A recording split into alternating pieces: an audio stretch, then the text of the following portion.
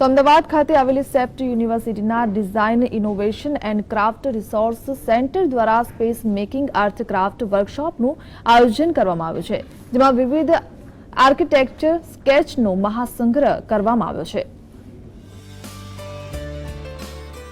ભારતના અલગ અલગ રાજ્યોમાં આવેલા ઐતિહાસિક મકાનો અને બાંધકામ શૈલીના સ્કેચ તૈયાર કરીને આ વર્કશોપમાં રજૂ કરવામાં આવ્યા છે, જેમાં વિદ્યાર્થીઓએ વર્ષ 1967 થી 2015 એટલે કે પુરાતનથી આધુનિક જગતના તમામ બાંધકામોના ચિત્રોને રજૂ કર્યા છે.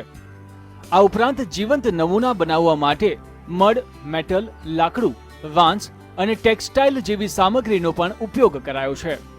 આ વર્કશોપમાં નેશનલ ડિઝાઇનના 14, ફેબ્રિકેટર્સના 25 માસ્ટર કારીગરો, 15 શિક્ષકો અને 10 કોઓર્ડિનેટરોએ ભાગ લીધો છે.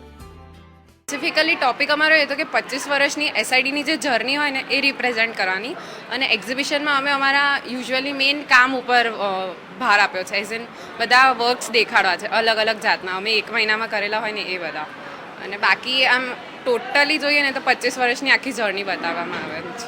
તો આ બધા અમારા એકના કામ છે. આ અમારું ડિઝાઇન સ્ટુડિયોનું કામ છે. તો એવી રીતના અમે કરીએ, અને પછી એક્ઝિબિશન માટે 1 મહિનામાં અમે જેટલું બી કર્યું છે એમાંથી જેટલા સારા છે કેવી રીતના એ અમે એક્ઝિબિશનમાં પુટઅપ કર્યું છે. આ વર્કશોપમાં રાષ્ટ્રીય તેમજ આંતરરાષ્ટ્રીય કક્ષાના કુલ 39 ડિઝાઇનર્સ, સંશોધકો, પોસ્ટ ગ્રેજ્યુએટ તથા અંડર ગ્રેજ્યુએટ વિદ્યાર્થીઓએ ભાગ લીધો છે.